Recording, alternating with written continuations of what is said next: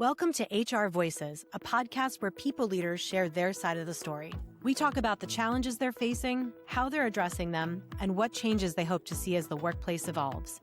This podcast is sponsored by All Voices, the all-in-one employee relations platform. Hello, and welcome to HR Voices. I'm your host, Rebecca Taylor, and I'm here with Elizabeth Mattila, the SVP and Chief Human Resources Officer at the Environmental Defense Fund. Elizabeth, welcome.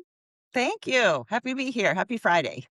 Happy Friday. I feel like this is a long week, and it's Friday the 13th too. So it's extra lucky, I think. So I'm excited to chat with you. I think that there's one of my favorite things about this series is just been able to speak to HR leaders from so many different types of organizations who sometimes have very, very unique challenges based on their industry and what they're working on. But there's also a lot of commonality regardless of size, regardless of industry. A lot of us are kind of working on a lot of the same things. So before we dive in, can you start with us at the beginning? Can you tell us about your role, and can you tell us about the Environmental Defense Fund? Yeah, I'd be happy to. So I am fortunate to be in this role. I head up human resources for Environmental Defense Fund. We are a green NGO who we focus on challenges with climate warming, clean air, healthy communities, and oceans and fisheries. And those are kind of the pillars that we work on. Oceans meaning not getting plastic out of the oceans, because there's lots of great organizations who work on that. But we're more focused on sustainable fishing and making sure that communities continue to thrive and grow by teaching them how to fish sustainably and maintaining their villages and things like that.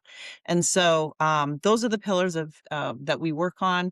We are a global organization. We have around 1,000 employees worldwide. Very nice. And how big is your HR team with 1,000 There's people? about 42 of us in HR. Nice. And are you all kind of working remotely all over in different locations, or do you kind of work out of one central spot more normally? Our primary locations in the US are New York, DC, and San Francisco, and then we've got some other offices as well.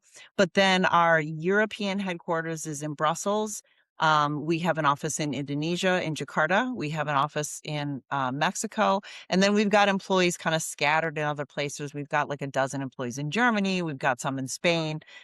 So they're all over. As far as the HR team, I do have someone who heads up the European. Oh, and then of course, we have a large office in China. We have about 50 people in China in Beijing. So I have an HR person who's located in Beijing. I have a couple of people who are in the New York office. And then a lot of them are remote. Like, a couple of people work out of New Jersey. There's somebody who's based in San Francisco. But yeah, we're kind of scattered everywhere to try to be available for the employees. We come into the office when we can, but many of us are remote. Yeah, very cool.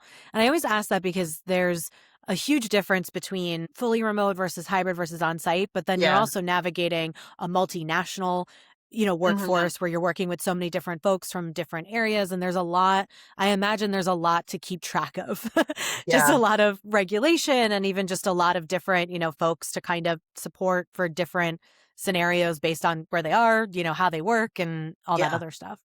Yeah, there's a lot to it. And then, of course, then there are different state regulations, there's different country regulations. So it's important that we stay on top of that, and that we have HR professionals who are based in those countries, or who have expertise with different country regulations and laws.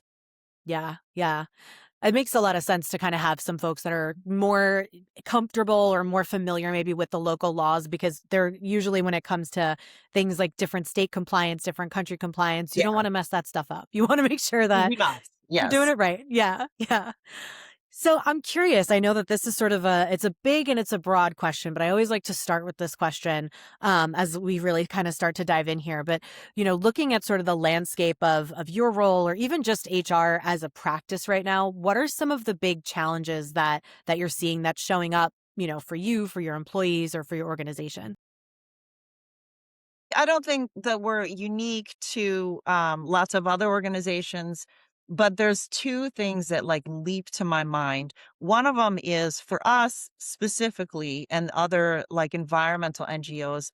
and this is not a political statement, but the current administration is not particularly friendly toward environment, as we just Yeah. noticed recently Yeah. with the demolishment of the Endangered Act. It's challenging for us as someone who is deeply invested in maintaining the vital earth and maintaining our the health of the planet. It's challenging for us to work with an administration who isn't always favorable to what we want to accomplish. Yeah. And that can be disheartening on the staff. It kind of takes it takes aim at the morale. And so how do we keep people feeling like we're still charging ahead, we're still going to do what we're going to do, even though we don't always have the support that we'd like to see. So Yeah. that's number one. And then the second challenge, and I think is more applicable to HR across really the world at this point, is AI. So Mhm. I was just talking with somebody this morning who was saying that, and he works in cybersecurity, who was saying that it's a big thing now where people will pretend to be a candidate. And so, like, like, if you were interviewing me for a job, I could look like I look, but I actually have a cover, and this isn't actually me. I'm like a Oh, yeah. guy who's in another country, and then I get hired and, Yeah. get hired for one day, steal lots of data, and then take off. And that apparently is something that's real and happens a lot. And so we're hiring fake candidates. And I thought, well, okay, so that's another thing we got to worry about with respect to AI. I mean, AI can be Yeah. an opportunity as well, but there's some challenges, some real challenges that we have to think about in terms of the health and security of our data and our confidential information. So that's what's on Yeah. my mind lately. Yeah, no small thing, right? Because Yeah, because it can it's a also lot. be yeah, I mean, especially because, like you mentioned, there's the existential sort of challenge that, that you're facing with funding for, anything environmental right now. Yeah. And then it is a politicized type of, like, company, right? Yeah. The Yeah. risk of deepfakes or the risks of people coming in to sabotage everything that you're doing are higher. You are, I imagine, more vulnerable, to that. Yeah. Yeah. So it makes, I mean, I think it's so weird that that's where we are. That's just what, that's the I agree with you on that. yeah. But I want to specifically ask about the morale perspective because, I imagine, I don't want to make assumptions, but I feel like this is a logical thing to assume is that the people who work in the Environmental Defense Fund are very mission oriented, right? That they care a lot about what you're doing. And so when that mission is kind of, being undermined or maybe, when there's challenges to that, how do you keep people engaged? How do you keep the morale high, or can you? Like, I guess how are you kind of approaching that? It's challenging because, we all read the same news, and we see the demolition of these protective acts, and it's kind of like, oh, here we are again. Yeah. But what we do is we want to strive for as much transparency as possible to how we're counteracting that. So the thing about Environmental Defense Fund, which I find incredibly inspiring, is that the organization started and is based on a foundation of presenting scientifically backed data, like real data. This isn't just like I think something or other is true. Yeah. It's science backed data that we then take to our advocacy groups, who then take it to Capitol Hill and try to get legislation passed to support the environment. So that's the way that the organization is structured. And so we fight to promote laws and legislation being passed. And then we also fight to block stuff that's harmful. And so, with this decision yesterday from the current administration to disable the Environment Protection Endangerment Act, immediately it's going to go to the courts. Like, we will fight along with many other great organizations. And we have a very strong track record of winning. Not everything, of course, but what we try to do is keep being transparent with the employees, like, this was a blow, but here's what we're doing. And when I hear, like, our general counsel speaking and our president speaking and just the senior leaders in the organization saying, here's what we're going to do. Like, we're not just going to lay down and decide, like, oh darn, that's too bad. we're fighting. And so it's like a scrappy, organization that will not just be pushed down and accept it. We keep going. And we have a really inspirational group of senior leaders who we'll have a town hall and we'll talk about it and not pretend like it wasn't a bad thing, but then we'll also counteract it by saying, and here's what we're doing about it. So we try, we not always successfully, like sometimes you just gotta like kind of lick your wounds, but then we keep going. I think that says so much about the value of transparency, though, and being sort of a mission driven organization is like, Yeah. it's not about getting discouraged. It's not about accepting defeat, right? It's truly resilience in the meaning that it's supposed to have. It's the this is what we've always faced. We've always faced obstacles. This is the way that it's manifesting now. Like, we are the people who can take action on it in this specific way. I'm getting pumped. Yeah. I'm like, yes, let's go. Yeah. It's really very inspiring. Like you wake up in the morning, you think, I'm gonna do something really good today. I'm gonna do something really important.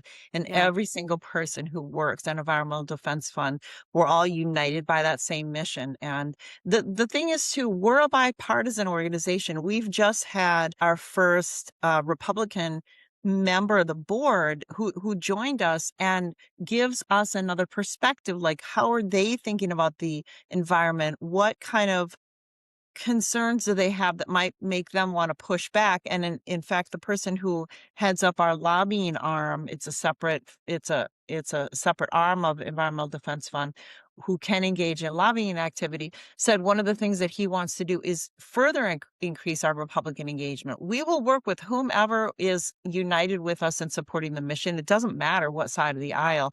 And that's why we specifically remain bipartisan and neutral. We just want to get the work done. Yeah. That's Yeah. inspiring too. Yeah, that is really inspiring because you're just kind of keeping Yeah, focused on the mission and the whole purpose, right? yeah. We all live in the earth. We all are surrounded by the Well, environment. So there's a common ground here that's worth kind of building from. And I think it's really inspiring to kind of lead something like that and to be able to support that. That's really cool. me too. Yeah. So maybe this kind of goes along with what you're saying, but we talked about the challenges, but let's flip it. Like, what's something that you're really excited about? What's something that you're working on that you want to share or something that, is lighting you up right now? I think that, I mean, there's a lot of things internally that we're doing, which I think is very inspiring for the staff. One of the things that we have recently formed is our staff council. And so we felt like, we've got these senior leader teams, and then we'll meet and we'll talk about whatever is going on within the organization at a senior level. But our lower level employees wanna have a voice, and we want them to have a voice, and we wanna hear from them. So one thing that we have done recently is we've formed a staff council. There are, 20 employees from all across the organization, all across the globe, and they were elected by their peers to be the voice of the staff council. So then they put together a charter, and now I just met with the representatives from the staff council yesterday to figure out how we can get them more and more engaged with our staff overall and communicate messages up and down and how we work with the staff council. So that's really inspiring and exciting. And at the same time, we also have a culture council who works more on our DEI initiatives. And so they're very involved in, we just had our annual employee engagement survey.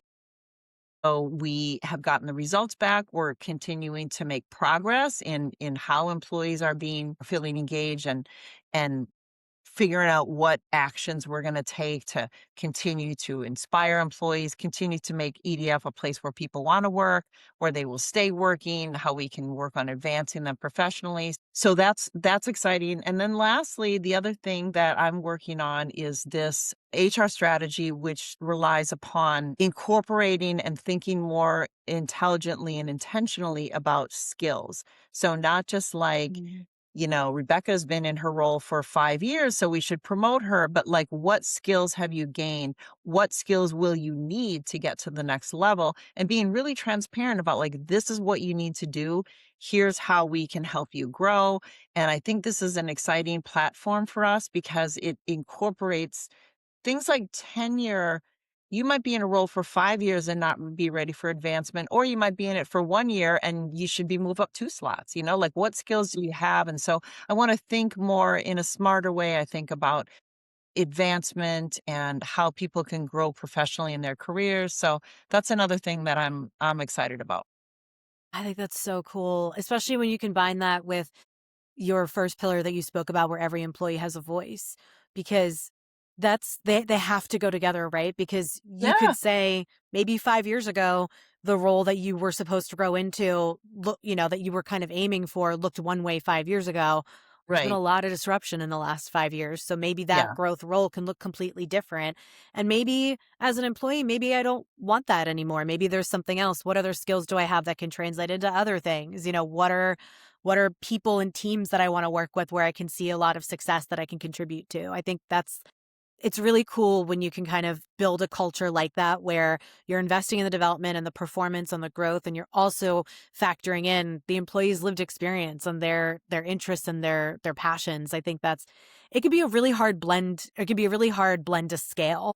Mhm. But when you do it right, when you're thinking about it the way that you are, and you're leveraging your employees and your ability to kind of develop them, that's just I'm feeling very inspired for what it's worth, and I'm not That's just saying good. that. That's really Yeah, cool. and I do think it's really I think it's super important for employees to have a voice. Like I don't like this kind of like, we're just gonna like from on high, we're gonna dictate how things are. Like that, who wants Yeah, to work in a place doesn't like that? work. That's no Yeah, good. I want everybody to feel like they're really invested where they are.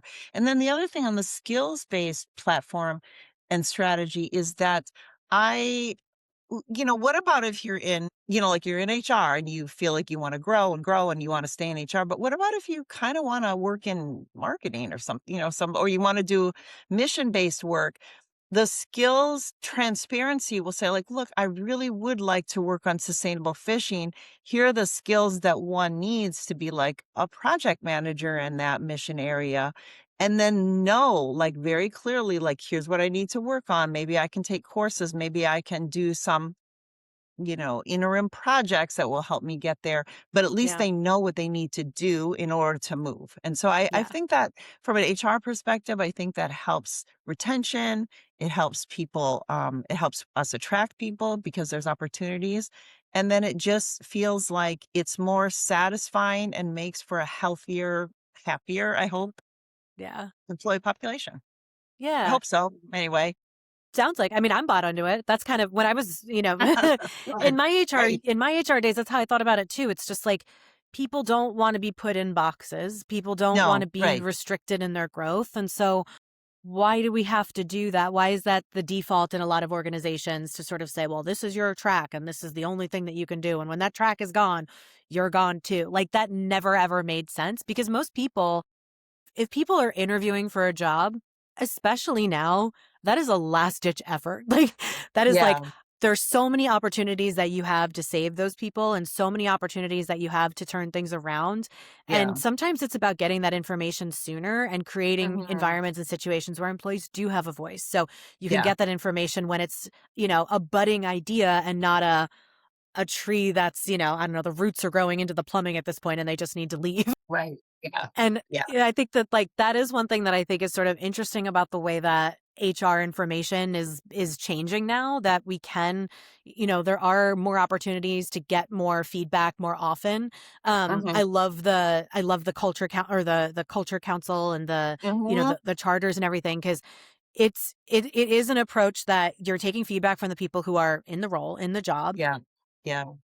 and you're helping them to kind of voice concerns of the people that they represent, which is in and of itself like a really, really powerful position for them to be in. Like that's engaging for them.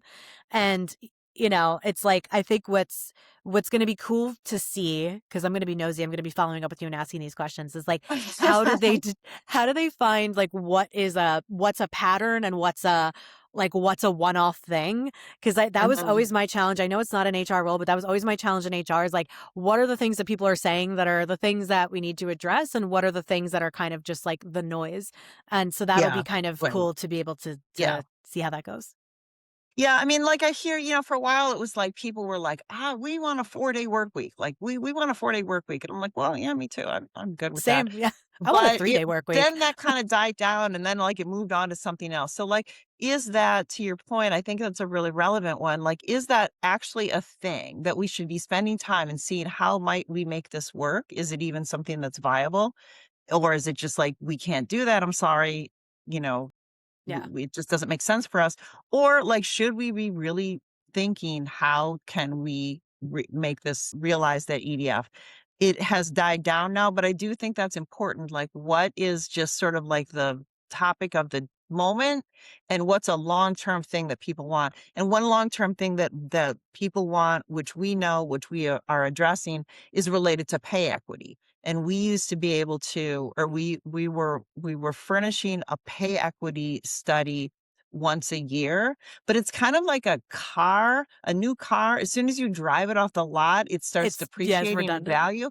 That's like the Yeah, once a year pay equity study because people yeah, leave, people get hired, and then that it's not relevant anymore. It's only relevant the moment you run it. So now yeah. we have a software platform that we brought in, and we can run pay equity studies whenever we want to, which I think makes it a That's good. lot more impactful and a lot more transparent for us to be able to say, like, here's how we're doing. Here's the equity that we have. We want to be an equitable, fair, exciting organization that people want to work at. Yeah, I think it's really cool, especially it's like you're keeping up with the pace of change, or it sounds Yeah. like, you're thinking about keeping up with the pace of change and doing what you have to do that the right, in the right way. And that's why that's going to be my biggest takeaway from this conversation, actually. And anybody who's listening to this is that's the key is just like, almost future proofing your organization. But that Yeah. sounds like it's like the title of a blog. But it's like thinking about how you keep up with the pace of change by looking at the Yeah. practical things that people need in their job. They need pay, they need Yeah. equity, they need, They need a enjoy their voice. experience. Yeah, they need a Yeah. voice. Yeah. Yeah, and they wanna be able to grow, and I just feel like as, heading up the HR function, I really feel very strongly these are great, great people, and they want to have a place that can make them feel appreciated. We all wanna feel appreciated, and I hope what we're doing will help that. Yeah. I love that. I think it's a good note to close everything on too, is Thank that I think you. that's like that's like the caption for the episode. Yeah, yeah. Yeah. Well, thank you so much for being here and for sharing your insights, your perspective. I think that this is like, I just think that there's so many cool things that you're working on and that you're doing and that you're really, you're really leading your team from what it feels like is like a spot of like your true heart. And I think that that's really, really cool and nice to see. And so thank you. Just thank you for being here. I believe very strongly in inspirational leadership, and I hope that I am inspiring our team and our organization, so we keep going, Yeah. we keep trying, and thank you. Thanks for talking with me. Yeah. And thank you for listening, everybody. Have a good rest of your day. Bye.